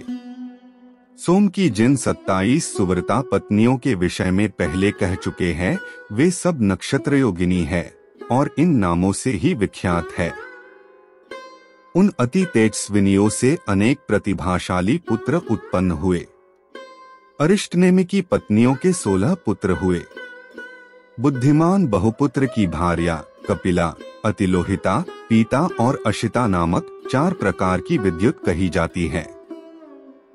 ब्रह्मर्षियों से सत्कृत ऋचाओं के अभिमानी देवश्रेष्ठ प्रत्यंगिरा से उत्पन्न हुए हैं तथा शास्त्रों के अभिमानी देवप्रहरण नामक देवगण देवर्षि कृशाश्व की संतान कहे जाते हैं। हे तात, 8 वसु, 11 रुद्र, 12 आदित्य, प्रजापति और वषटकार, ये 33 वेदोक्त देवता अपनी इच्छानुसार जन्म लेने वाले हैं। कहते हैं इस लोक में इनके उत्पत्ति और निरोध निरंतर हुआ करते हैं। ये 1000 युग के अनंतर पुनः उत्पन्न होते रहते हैं। हे मैत्रेय, जिस प्रकार लोक में सूर्य के अस्त और उदय निरंतर हुआ करते हैं, उसी प्रकार ये देवगण भी युग युग में उत्पन्न होते रहते हैं। हमने सुना है दिति के कश्यप जी के वीर्य से परम दुर्जय हिरण्यकशिपु और हिरण्याक्ष नामक 2 पुत्र तथा सिंहिका नाम की एक कन्या हुई जो विप्रचिति को विवाही गई। हिरण्यकशिपु के अति तेजस्वी और महापराक्रमी अनुहराद, हराद, बुद्धिमान प्रह्लाद और संहराद नामक 4 पुत्र हुए जो दैत्यवंश को बढ़ाने वाले थे। हे महाभाग, उनमें प्रह्लाद जी सर्वत्र समदर्शी और जितेंद्रिय थे, जिन्होंने श्री विष्णु भगवान की परम भक्ति का वर्णन किया था। जिनको दैत्यराज द्वारा दीप्त किए हुए अग्नि ने उनके सर्वांग में व्याप्त होकर भी हृदय में वासुदेव भगवान के स्थित रहने से नहीं जला पाया। जिन महाबुद्धिमान के पाशबद्ध होकर समुद्र के जल में पड़े इधर उधर हिलने डुलने से सारी पृथ्वी हिलने लगी थी। जिनका पर्वत के समान कठोर शरीर सर्वत्र भगवंचित रहने के कारण दैत्यराज के चलाए हुए अस्त्र शस्त्रों से भी छिन्न भिन्न नहीं हुआ। दैत्यराज द्वारा प्रेरित विषाग्नि से प्रज्वलित मुख वाले सर्प भी जिन महातेजस्वी का अंत नहीं कर सके। जिन्होंने भगवत स्मरण रूपी कवच धारण किए रहने के कारण पुरुषोत्तम भगवान का स्मरण करते हुए पत्थरों की मार पड़ने पर भी अपने प्राणों को नहीं छोड़ा। स्वर्ग निवासी दैत्यपति द्वारा ऊपर से गिराए जाने पर जिन महामती को पृथ्वी ने पास जाकर बीछी में अपनी गोद में धारण कर लिया। चित्त में श्री मधुसूदन भगवान के स्थित रहने से दैत्यराज का नियुक्त किया हुआ सबका शोषण करने वाला वायु जिनके शरीर में लगने से शांत हो गया। दैतेंद्र द्वारा आक्रमण के लिए नियुक्त उन्मत्त दिग्गजों के दांत जिनके वक्ष स्थल में लगने से टूट गए और उनका सारा मद चूर्ण हो गया। पूर्व काल में दैत्यराज के पुरोहितों की उत्पन्न की हुई कृत्या भी जिन गोविंदासक्त चित्त भक्तराज के अंत का कारण नहीं हो सकी। जिनके ऊपर प्रयुक्त की हुई अति मायावी शंबरासुर की हजारों मायाएं श्री कृष्ण चंद्र के चक्र से व्यर्थ हो गई। जिन मतिमान और निर्मत्सर ने दैत्यराज के रसोइयों के लाए हुए हलाहल विष को निर्विकार भाव से पचा लिया। जो इस संसार में समस्त प्राणियों के प्रति समान चित्त और अपने समान ही दूसरों के लिए भी परम प्रेमयुक्त थे, और जो परम धर्मात्मा महापुरुष सत्य एवं शौर्य आदि गुणों की खानी तथा समस्त साधु पुरुषों के लिए उपमा स्वरूप हुए थे। संपूर्ण विष्णु पुराण प्रथम अंश 16वां अध्याय। नृसिंहावतार विषयक प्रश्न। श्री मैत्रेय जी बोले, आपने महात्मा मनु पुत्रों के वंशों का वर्णन किया और यह भी बताया कि इस जगत के सनातन कारण भगवान विष्णु ही है। किंतु भगवान, आपने जो कहा कि दैत्य श्रेष्ठ प्रह्लाद जी को न तो अग्नि ने ही भस्म किया और न उन्होंने अस्त्र शस्त्रों से आघात किए जाने पर ही अपने प्राणों को छोड़ा, तथा पाशबद्ध होकर समुद्र के जल में पड़े रहने पर उनके हिलते डुलते हुए अंगों से आहत होकर पृथ्वी डगमगाने लगी और शरीर पर पत्थरों की बौछार पड़ने पर भी वे नहीं मरे। इस प्रकार जिन महाबुद्धिमान का आपने बहुत ही महात्म्य वर्णन किया है, हे मुने, जिन अति तेजस्वी महात्मा के ऐसे चरित्र है, मैं उन परम विष्णु भक्त का अतुलित प्रभाव सुनना चाहता हूँ। हे मुनिवर, वे तो बड़े ही धर्मपरायण थे, फिर दैत्यों ने उन्हें क्यों अस्त्र शस्त्रों से पीड़ित किया और क्यों समुद्र के जल में डाला? उन्होंने किस लिए उन्हें पर्वतों से दबाया? किस कारण सर्पों से डंसाया? क्यों पर्वत शिखर से गिराया और क्यों अग्नि से डलवाया? उन महादैत्यों ने उन्हें दिग्गजों के दांतों से क्यों रूंधवाया और क्यों सर्वशोषक वायु को उनके लिए नियुक्त किया? हे मुने, उन पर दैत्य गुरुओं ने किस लिए कृत्या का प्रयोग किया और शंबरासुर ने क्यों अपनी सहस्त्रों मायाओं का वार किया? उन महात्मा को मारने के लिए दैत्यराज के रसोइयों ने, जिसे वे महाबुद्धिमान पचा गए थे, ऐसा हलाहल विष क्यों दिया? हे महाभाग, महात्मा प्रहलाद का यह संपूर्ण चरित्र, जो उनके महान महात्म्य का सूचक है, मैं सुनना चाहता हूँ। यदि दैत्यगण उन्हें नहीं मार सके तो इसका मुझे कोई आश्चर्य नहीं है, क्योंकि जिसका मन अनन्य भाव से भगवान विष्णु में लगा हुआ है, उसको भला कौन मार सकता है? जो नित्य धर्मपरायण और भगवदाराधना में तत्पर रहते थे, उनसे उनके ही कुल में उत्पन्न हुए दैत्यों ने ऐसा अति दुष्कर द्वेष किया। उन धर्मात्मा महाभाग मत्सरहीन विष्णु भक्त को दैत्यों ने किस कारण से इतना कष्ट दिया, सो आप मुझसे कहिए। महात्मा लोग तो ऐसे गुण संपन्न साधु पुरुषों के विपक्षी होने पर भी उन पर किसी प्रकार का प्रहार नहीं करते, फिर स्वपक्ष में होने पर तो कहना ही क्या है। इसलिए हे मुनिश्रेष्ठ, यह संपूर्ण वृतांत विस्तार पूर्वक वर्णन कीजिए। मैं उन दैत्यराज का संपूर्ण चरित्र सुनना चाहता हूँ। संपूर्ण विष्णु पुराण प्रथम अंश 17वां अध्याय। हिरण्यकशिपु का दिग्विजय और प्रहलाद चरित्र। श्री पराशर जी बोले, हे मैत्रेय, उन सर्वदा उदारचरित परम बुद्धिमान महात्मा प्रहलाद जी का चरित्र तुम ध्यान पूर्वक श्रवण करो। पूर्व काल में दिति के पुत्र महाबली हिरण्यकशिपु ने ब्रह्मा जी के वर से गर्वयुक्त सशक्त होकर संपूर्ण त्रिलोकी को अपने वशीभूत कर लिया था। वह दैत्य इंद्रपद का भोग करता था। वह महान असुर स्वयं ही सूर्य, वायु, अग्नि, वरुण और चंद्रमा बना हुआ था। वह स्वयं ही कुबेर और यमराज भी था और वह असुर स्वयं ही संपूर्ण यज्ञ भागों का भोगता था। हे मुनिसत्तम, उसके भय से देवगण स्वर्ग को छोड़कर मनुष्य शरीर धारण कर भूमंडल में विचरते रहते थे। इस प्रकार संपूर्ण त्रिलोकी को जीतकर त्रिभुवन के वैभव से गर्वित हुआ और गंधर्वों से अपनी स्तुति सुनता हुआ वह अपने अभीष्ट भोगों को भोगता था। उस समय उस मद्यपानासक्त महाकाय हिरण्यकशिपु की ही समस्त सिद्ध गंधर्व और नाग आदि उपासना करते थे। उस दैत्यराज के सामने कोई सिद्धगण तो बाजे बजाकर उसका यशोगान करते और कोई अति प्रसन्न होकर जय जयकार करते, तथा वह असुरराज वहां स्फटिक एवं अभ्रशिला के बने हुए मनोहर महल में, जहां अप्सराओं का उत्तम नृत्य हुआ करता था, प्रसन्नता के साथ मद्यपान करता रहता था। उसका प्रहलाद नामक महाभाग्यवान पुत्र था। वह बालक गुरु के यहाँ जाकर बालोचित पाठ पढ़ने लगा। एक दिन वह धर्मात्मा बालक गुरुजी के साथ अपने पिता दैत्यराज के पास गया, जो उस समय मद्यपान में लगा हुआ था। तब अपने चरणों में झुके हुए अपने परम तेजस्वी पुत्र प्रहलाद जी को उठाकर पिता हिरण्यकशिपु ने कहा। हिरण्यकशिपु बोला, वत्स, अब तक अध्ययन में निरंतर तत्पर रहकर तुमने जो कुछ पढ़ा है, उसका सारभूत शुभ भाषण हमें सुनाओ। प्रहलाद जी बोले, पिताजी, मेरे मन में जो सबके सारांश रूप से स्थित है, वह मैं आपकी आज्ञानुसार सुनाता हूँ, सावधान होकर सुनिए। जो आदि, मध्य और अंत से रहित, अजन्मा, वृद्धि, क्षय, शून्य और अच्युत है, समस्त कारणों के कारण तथा जगत की स्थिति और अंतकर्ता उन श्री हरि को मैं प्रणाम करता हूँ। श्री पराशर जी बोले, यह सुन दैत्यराज हिरण्यकशिपु ने क्रोध से नेत्र लाल कर प्रहलाद के गुरु की ओर देखकर कांपते हुए ओठों से कहा। हिरण्यकशिपु बोला, रे दुर्बुद्धि ब्राह्मणाधम, यह क्या? तूने मेरी अवज्ञा कर इस बालक को मेरे विपक्षी की स्तुति से युक्त असार शिक्षा दी है। गुरुजी ने कहा, दैत्यराज, आपको क्रोध के वशीभूत न होना चाहिए। आपका यह पुत्र मेरी सिखाई हुई बात नहीं कह रहा है।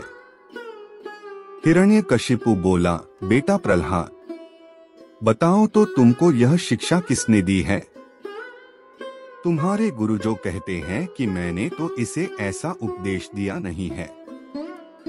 प्रहलाद जी बोले, पिताजी, हृदय में स्थित भगवान विष्णु ही तो संपूर्ण जगत के उपदेशक है। उन परमात्मा को छोड़कर और कौन किसी को कुछ सिखा सकता है? हिरण्यकशिपु बोला, अरे मूर्ख, जिस विष्णु का तू मुझ जगदीश्वर के सामने धृष्टतापूर्वक निशंक होकर बारंबार वर्णन करता है, वह कौन है? प्रहलाद जी बोले, योगियों के ध्यान करने योग्य जिसका परमपद वाणी का विषय नहीं हो सकता, तथा जिससे विश्व प्रकट हुआ है और जो स्वयं विश्वरूप है, वह परमेश्वर ही विष्णु है। हिरण्यकशिपु बोला, अरे मूढ़, मेरे रहते हुए और कौन परमेश्वर कहा जा सकता है? फिर भी तू मौत के मुख में जाने की इच्छा से बारंबार ऐसा बक रहा है। प्रहलाद जी बोले, हे तात, वह ब्रह्मभूत विष्णु तो केवल मेरा ही नहीं बल्कि संपूर्ण प्रजा और आपका भी कर्ता, नियंता और परमेश्वर है। आप प्रसन्न होइए, व्यर्थ क्रोध क्यों करते हैं? हिरण्यकशिपु बोले, अरे कौन पापी इस दुर्बुद्धि बालक के हृदय में घुस बैठा है, जिससे आविष्टचित्त होकर यह ऐसे अमंगल वचन बोलता है? प्रहलाद जी बोले, पिताजी, वे विष्णु भगवान तो मेरे ही हृदय में नहीं बल्कि संपूर्ण लोकों में स्थित है। वे सर्वगामी तो मुझको, आप सबको और समस्त प्राणियों को अपनी अपनी चेष्टाओं में प्रवृत्त करते हैं। हिरण्यकशिपु बोला, इस पापी को यहाँ से निकालो और गुरु के यहाँ ले जाकर इसका भली प्रकार शासन करो। इस दुर्मति को न जाने किसने मेरे विपक्षी की प्रशंसा में नियुक्त कर दिया है। श्री पराशर जी बोले, उसके ऐसा कहने पर दैत्यगण उस बालक को फिर गुरुजी के यहाँ ले गए और वे वहाँ गुरुजी की रात दिन भली प्रकार सेवा शुश्रूषा करते हुए विद्याध्ययन करने लगे। बहुत काल व्यतीत हो जाने पर दैत्यराज ने प्रहलाद जी को फिर बुलाया और कहा, बेटा, आज कोई गाथा कथा सुना। प्रहलाद जी बोले, जिनसे प्रधान पुरुष और यह चराचर जगत उत्पन्न हुआ है, वे सकल प्रपंच के कारण श्री विष्णु भगवान हम पर प्रसन्न हो। हिरण्यकशिपु बोले, अरे यह बड़ा दुरात्मा है, इसको मार डालो, अब इसके जीने से कोई लाभ नहीं है, क्योंकि स्वपक्ष की हानि करने वाला होने से यह तो अपने कुल के लिए अंगार रूप हो गया है। श्री पराशर जी बोले, उसकी ऐसी आज्ञा होने पर सैकड़ों हजारों दैत्यगण बड़े बड़े अस्त्र शस्त्र लेकर उन्हें मारने के लिए तैयार हुए। प्रहलाद जी बोले, अरे दैत्यों, भगवान विष्णु तो शस्त्रों में, तुम लोगों में और मुझ में सर्वत्र ही स्थित है। इस सत्य के प्रभाव से इन अस्त्र शस्त्रों का मेरी ऊपर कोई प्रभाव न हो। श्री पराशर जी ने कहा, तब तो उन सैकड़ों दैत्यों के शस्त्र समूह का आघात होने पर भी उनको तनिक सी भी वेदना न हुई। वे फिर भी ज्यों के त्यों नवीन बल संपन्न नहीं रहे। हिरण्यकशिपु बोला, रे दुर्बुद्धे, अब तू विपक्षी की स्तुति करना छोड़ दे, जा, मैं तुझे अभयदान देता हूँ, अब और अधिक नादान मत हो। प्रहलाद जी बोले, हे तात, जिनके स्मरण मात्र से जन्म, जरा और मृत्यु आदि के समस्त भय दूर हो जाते हैं। उन सकल बिहारी अनंत के हृदय के स्थित रहते मुझे भय कहाँ रह सकता है। हिरण्यकशिपु बोला, अरे सर्पो, इस अत्यंत दुर्बुद्धि और दुराचारी को अपने विषाग्नि संतप्त मुखों से काटकर शीघ्र ही नष्ट कर दो। श्री पराशर जी बोले, ऐसी आज्ञा होने पर अति क्रूर और विषधर तक्षक आदि सर्पों ने उनके समस्त अंगों में काटा, किंतु उन्हें तो श्री कृष्ण चंद्र में आसक्त चित्त रहने के कारण भगवत स्मरण के परमानंद में डूबे रहने से उन महासर्पों के काटने पर भी अपने शरीर की कोई सूची नहीं हुई। सर्प बोले, हे दैत्यराज, देखो हमारी दाढ़ें टूट गई, मणियां चटकने लगी, फणों में पीड़ा होने लगी और हृदय कांपने लगा, तथापि इसकी त्वचा तो जरा भी नहीं कटी। इसलिए अब आप हमें कोई और कार्य बताइए। हिरण्यकशिपु बोला, हे दिग्गजों, तुम सब अपने संकीर्ण दांतों को मिलाकर मेरे शत्रु पक्ष द्वारा मुझसे विमुख किए हुए इस बालक को मार डालो। देखो, जैसे अग्नि से उत्पन्न हुआ अग्नि उसी को जला डालता है, उसी प्रकार कोई कोई जिससे उत्पन्न होते हैं उसी के नाश करने वाले हो जाते हैं। श्री पराशर जी बोले, तब पर्वत शिखर के समान विशालकाय दिग्गजों ने उस बालक को पृथ्वी पर पटककर अपने दांतों से खूब रौंदा, किंतु श्री गोविंद का स्मरण करते रहने से हाथियों के हजारों दांत उनके वक्ष स्थल से टकराकर टूट गए। तब उन्होंने पिता हिरण्यकशिपु से कहा, ये जो हाथियों के वज्र के समान कठोर दांत टूट गए हैं, इसमें मेरा कोई बल नहीं है। यह तो श्री जनार्दन भगवान के महाविपत्ति और क्लेशों के नष्ट करने वाले स्मरण का ही प्रभाव है। हिरण्यकशिपु बोला, अरे दिग्गजों, तुम हट जाओ। दैत्यगण, तुम अग्नि जलाओ, और हे वायु, तुम अग्नि को प्रज्वलित करो जिससे इस पापी को जला डाला जाए। श्री पराशर जी बोले, तब अपने स्वामी की आज्ञा से दानव गण काष्ठ के एक बड़े ढेर में स्थित उस असुर राजकुमार को अग्नि प्रज्वलित करके जलाने लगे। प्रहलाद जी बोले, हे तात, पवन से प्रेरित हुआ यह अग्नि भी मुझे नहीं जलाता। मुझको तो सभी दिशाएं ऐसी शीतल प्रतीत होती है मानो मेरे चारों ओर कमल बिछे हुए हो। श्री पराशर जी बोले, तदंतर शुक्रजी के पुत्र बड़े वाग्मी महात्मा शंडामर्क आदि पुरोहितगण सामनीति से दैत्यराज की बड़ाई करते हुए बोले। पुरोहित बोले, हे राजन, अपने इस बालक पुत्र के प्रति अपना क्रोध शांत कीजिए। आपको तो देवताओं पर ही क्रोध करना चाहिए, क्योंकि उसकी सफलता तो वही है। हे राजन, हम आपके इस बालक को ऐसी शिक्षा देंगे जिससे यह विपक्ष के नाश का कारण होकर आपके प्रति अति विनीत हो जाएगा। हे दैत्यराज, बाल्यावस्था तो सब प्रकार के दोषों का आश्रय होती ही है, इसलिए आपको इस बालक पर अत्यंत क्रोध का प्रयोग नहीं करना चाहिए। यदि हमारे कहने से भी यह विष्णु का पक्ष नहीं छोड़ेगा तो हम इसको नष्ट करने के लिए किसी प्रकार न टलने वाली कृत्या उत्पन्न करेंगे। श्री पराशर जी बोले, पुरोहितों के इस प्रकार प्रार्थना करने पर दैत्यराज ने दैत्यों द्वारा प्रहलाद को अग्निसमूह से बाहर निकलवाया। फिर प्रहलाद जी गुरु जी के यहाँ रहते हुए उनके पढ़ा चुकने पर अन्य दानव कुमारों को बार बार उपदेश देने लगे। प्रहलाद जी बोले, हे दैत्य कुलोत्पन्न असुर बाल को, सुनो, मैं तुम्हें परमार्थ का उपदेश करता हूँ, तुम इसे अन्यथा न समझना, क्योंकि मेरे ऐसा कहने में किसी प्रकार का लोभादि कारण नहीं है।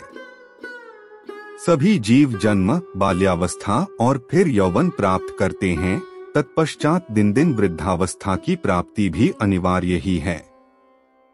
और हे दैत्यराज कुमारों, फिर यह जीव मृत्यु के मुख में चला जाता है, यह हम और तुम सभी प्रत्यक्ष देखते हैं। मरने पर पुनर्जन्म होता है, यह नियम भी कभी नहीं टलता। इस विषय में श्रुति स्मृति रूप आगम भी प्रमाण है कि बिना उपादान के कोई वस्तु उत्पन्न नहीं होती। पुनर्जन्म प्राप्त कराने वाली गर्भवास आदि जितनी अवस्थाएं हैं, उन सबको दुख रूप ही जानो। मनुष्य मूर्खता वश क्षुधा, तृष्णा और शीतादि की शांति को सुख मानते हैं, परंतु वास्तव में तो वे दुख मात्र ही है। जिनका शरीर वातादि दोष से अत्यंत शिथिल हो जाता है, उन्हें जिस प्रकार व्यायाम सुखप्रद प्रतीत होता है, उसी प्रकार जिनकी दृष्टि भ्रांति ज्ञान से ढंकी हुई है, उन्हें दुख ही सुख रूप जान पड़ता है। अहो, कहाँ तो कफ आदि महाघृणित पदार्थों का समूह रूप शरीर और कहाँ कांति, शोभा, सौंदर्य एवं रमणीयता आदि दिव्य गुण। यदि किसी मूढ़ पुरुष की मांस, रुधिर, पीप, विष्ठा, मूत्र, स्नायु, मज्जा और अस्थियों के समूह रूप इस शरीर में प्रीति हो सकती है, तो उसे नरक भी प्रिय लग सकता है। अग्नि, जल और भात शीत, तृषा और क्षुधा के कारण ही सुखकारी होते हैं, और इनके प्रतियोगी जल आदि भी अपने से भिन्न अग्नि आदि के कारण ही सुख के हेतु होते हैं। हे दैत्य कुमारों, विषयों का जितना जितना संग्रह किया जाता है, उतना उतना ही वे मनुष्य के चित्त में दुख बढ़ाते हैं। जीव अपने मन को प्रिय लगने वाले जितने ही संबंधों को बढ़ाता जाता है, उतने ही उसके हृदय में शोकरूपी शल्य स्थिर होते जाते हैं। घर में जो कुछ धनधान्यादि होते हैं, मनुष्य के जहाँ तहाँ रहने पर भी वे पदार्थ उसके चित्त में बने रहते हैं, और उनके नाश और दाह आदि की सामग्री भी उसी में मौजूद रहती है। इस प्रकार जीते जी तो यहाँ महान दुख होता ही है, मरने पर भी यमयातनाओं का और गर्भ प्रवेश का उग्र कष्ट भोगना पड़ता है। यदि तुम्हें गर्भवास में लेशमात्र भी सुख का अनुमान होता हो तो कहो, सारा संसार इसी प्रकार अत्यंत दुखमय है। इसलिए दुखों के परम आश्रय इस संसार समुद्र में एकमात्र विष्णु भगवान ही आप लोगों की परम गति है। यह मैं सर्वथा सत्य कहता हूँ। ऐसा मत समझो कि हम तो अभी बालक है, क्योंकि जरा यौवन और जन्म आदि अवस्थाएं तो देह के ही धर्म है। शरीर का अधिष्ठाता आत्मा तो नित्य है, उसमें यह कोई धर्म नहीं है। जो मनुष्य ऐसी दुराशाओं से विक्षिप्त चित्त रहता है कि अभी मैं बालक हूँ इसलिए इच्छानुसार खेल कूद लूं, युवावस्था प्राप्त होने पर कल्याण साधन का यत्न करूंगा, फिर युवा होने पर कहता है कि अभी तो मैं युवा हूँ, बुढ़ापे में आत्म कल्याण कर लूंगा, और वृद्ध होने पर सोचता है कि अब मैं बूढ़ा हो गया, अब तो मेरी इंद्रियां अपने कर्मों में प्रवृत्त ही नहीं होती, शरीर के शिथिल हो जाने पर अब मैं क्या कर सकता हूँ। सामर्थ्य रहते तो मैंने कुछ किया ही नहीं, वह अपने कल्याण पथ पर कभी अग्रसर नहीं होता, वह केवल भोग तृष्णा में ही व्याकुल रहता है। मूर्ख लोग अपनी बाल्यावस्था में खेल कूद में लगे रहते हैं, युवावस्था में विषयों में फंस जाते हैं, और बुढ़ापा आने पर उसे असमर्थता के कारण व्यर्थ ही काटते हैं। इसलिए विवेकी पुरुष को चाहिए कि देह की बाल्य, यौवन और वृद्ध आदि अवस्थाओं की अपेक्षा न करके बाल्यावस्था में ही अपने कल्याण का यत्न करें। मैंने तुम लोगों से जो कुछ कहा है, उसे यदि तुम मिथ्या नहीं समझते, तो मेरी प्रसन्नता के लिए ही बंधन को छुटाने वाले श्री विष्णु भगवान का स्मरण करो। उनका स्मरण करने में परिश्रम भी क्या है, और स्मरण मात्र से ही वे अति शुभ फल देते हैं, तथा रात दिन उन्हीं का स्मरण करने वालों का पाप भी नष्ट हो जाता है। उन सर्वभूतस्थ प्रभु में तुम्हारी बुद्धि अहर्निश लगी रहे और उनमें निरंतर तुम्हारा प्रेम बढ़े, इस प्रकार तुम्हारे समस्त क्लेश दूर हो जाएंगे। जबकि यह सभी संसार तापत्रय से दग्ध हो रहा है, तो इन बेचारे शोचनीय जीवों से कौन बुद्धिमान द्वेष करेगा। यदि और जीव तो आनंद में है, मैं ही परम शक्तिहीन हूँ, तब भी प्रसन्न ही होना चाहिए, क्योंकि द्वेष का फल तो दुख रूप ही है। यदि कोई प्राणी वैर भाव से द्वेष भी करें, तो विचारवानों के लिए तो वे अहो, ये महामोह से व्याप्त है। हे दैत्यगण, ये मैंने भिन्न भिन्न दृष्टि वालों के विकल्प कहे, अब उनका समन्वय पूर्वक संक्षिप्त विचार सुनो। यह संपूर्ण जगत सर्वभूतमय भगवान विष्णु का विस्तार है।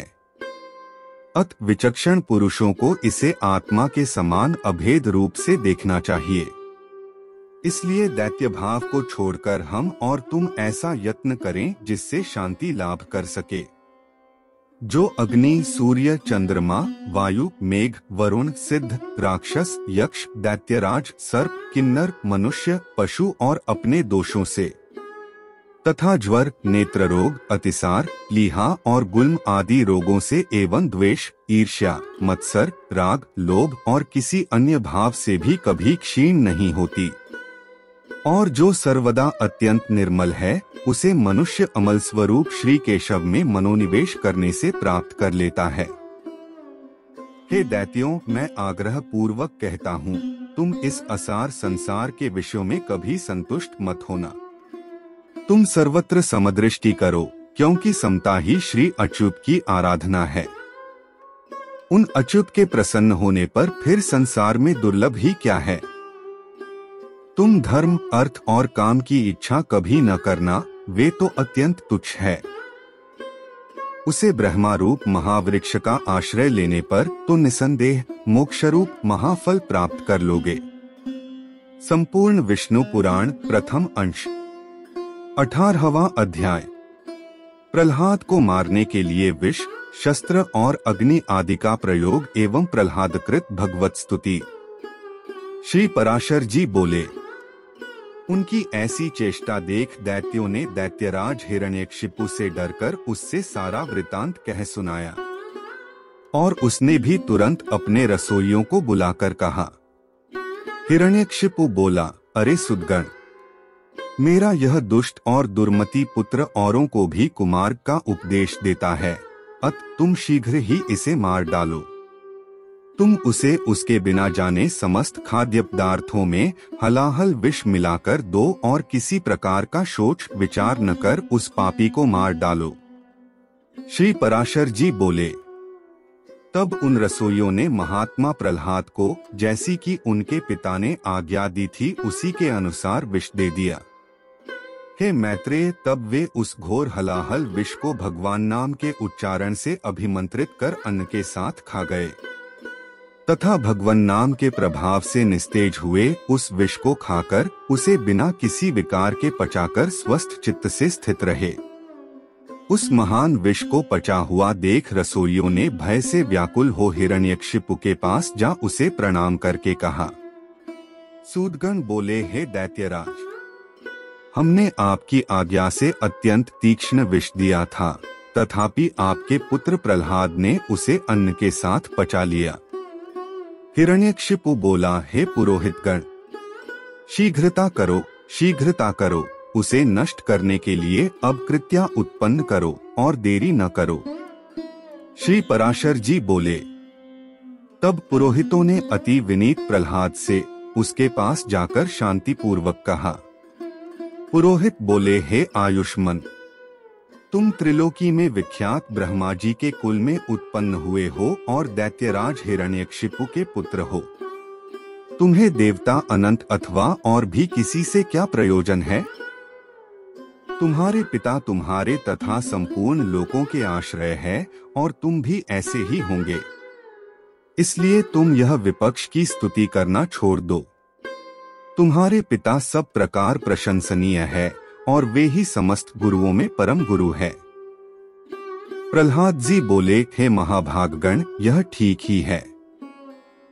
इस संपूर्ण त्रिलोकी में भगवान मरीचि का यह महान कुल अवश्य ही प्रशंसनीय है, और मेरे पिताजी भी संपूर्ण जगत में बहुत बड़े पराक्रमी है, यह भी मैं जानता हूँ।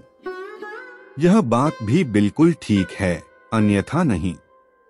और आपने जो कहा कि समस्त गुरुओं में पिता ही परम गुरु है, इसमें भी मुझे लेशमात्र संदेह नहीं है। पिताजी परम गुरु है और प्रयंत पूर्वक पूजनीय है, इसमें कोई संदेह नहीं। और मेरे चित्त में भी यही विचार स्थित है कि मैं उनका कोई अपराध नहीं करूंगा। किंतु आपने जो यह कहा कि तुझे अनंत से क्या प्रयोजन है, सो ऐसी बात को भला कौन न्यायोचित कह सकता है। आपका यह कथन किसी भी तरह ठीक नहीं है। ऐसा कहकर वे उनका गौरव रखने के लिए चुप हो गए और फिर हंसकर कहने लगे, तुझे अनंत में क्या प्रयोजन है। इस विचार को धन्यवाद है कि मेरे गुरुगण आप कहते हैं कि तुझे अनंत से क्या प्रयोजन है। धन्यवाद है आपके इस विचार को। अच्छा, यदि आपको बुरा न लगे तो मुझे अनंत से जो प्रयोजन है सो सुनिए। धर्म, अर्थ, काम और मोक्ष ये 4 पुरुषार्थ कहे जाते हैं। ये चारों ही जिनसे सिद्ध होते हैं उनसे क्या प्रयोजन। आपके इस कथन को क्या कहा जाए। उन अनंत से ही दक्ष और मरीचि आदि तथा अन्यान्य ऋषिश्वरों को धर्म, किन्हीं अन्य मुनीश्वरों को अर्थ एवं अन्य किन्हीं को काम की प्राप्ति हुई है। किन्हीं अन्य महापुरुषों ने ज्ञान, ध्यान और समाधि के द्वारा उन्हीं के तत्व को जानकर अपने संसार बंधन को काटकर मोक्ष पद प्राप्त किया है। अत संपत्ति, ऐश्वर्य, महात्म्य, ज्ञान, संतति और कर्म तथा मोक्ष, इन सबकी एकमात्र मूल श्री हरि की आराधना ही उपार्जनीय है।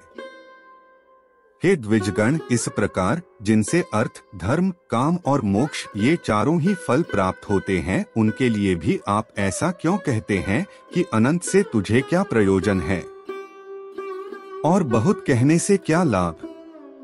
आप लोग तो मेरे गुरु हैं, उचित अनुचित सभी कुछ कह सकते हैं और मुझे तो विचार भी बहुत ही कम है।